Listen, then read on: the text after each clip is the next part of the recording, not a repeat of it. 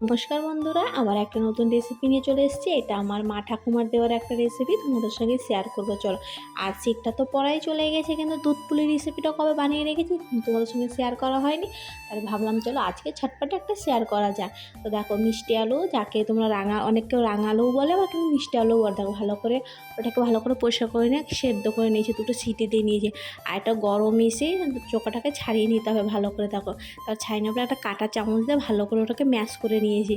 Mash করানোর পর তারপরে দিয়ে দিলাম হলো গমের আটা। দেখো, 2 চামচ মতো গমের আটা দিয়ে দেবো, একটু লবণ দিয়ে।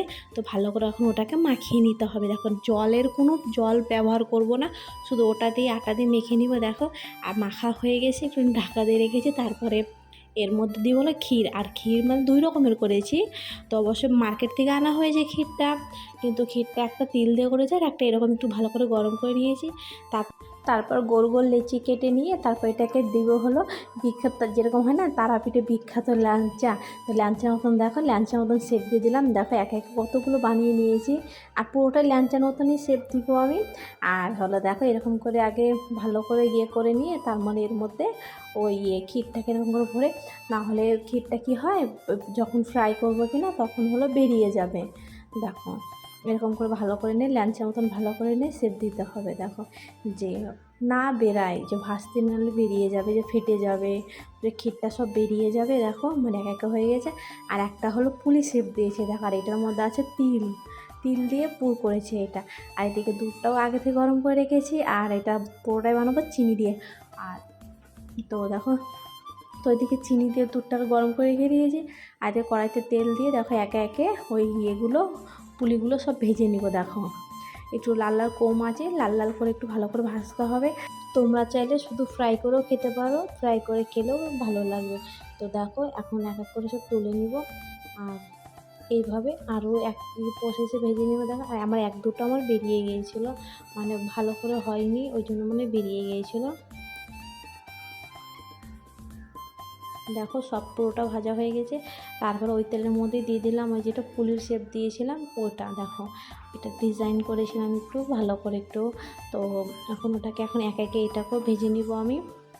এটাকেও কম আঁচে ভাজতে হবে ভালো করে। কেন কি, কম আঁচে ভাজলে কী হবে, জিনিসটা ভালো হবে, লালও হবে আর দেখতেও ভালো আর খেতেও ভালো লাগবে। দেখো, আমার ভাজা কমপ্লিট। তো এখন এটাকেও এখন এক এক করে তুলে নিব।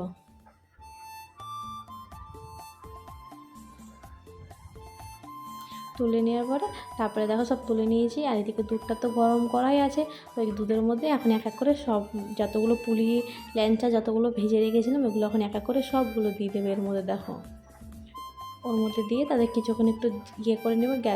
গ্যাসটাকে জ্বালিয়ে একটু ভালো করে ফুটিয়ে নিব, যে সফট নরম হয়। কিন্তু অবশ্যই সফট নরম হয়েছিল, আর খেতেও খুব সুন্দর হয়েছিল। চাইলে তোমরা একবার ট্রাই করে দেখতে পারো, খুবই ভালো লাগে খেতে। দেখো, তারপরে আবার ওগুলোও দিয়ে দিলাম, ওই যে তিল দিয়ে যেটা বানানো হয়েছিল সেটাও দিয়ে দিলাম। দেখো কত সুন্দর লাগছে না দেখতে, যেরকম দেখতে সুন্দর লাগছে সেরকম খেতেও খুব সুন্দর লেগেছিল।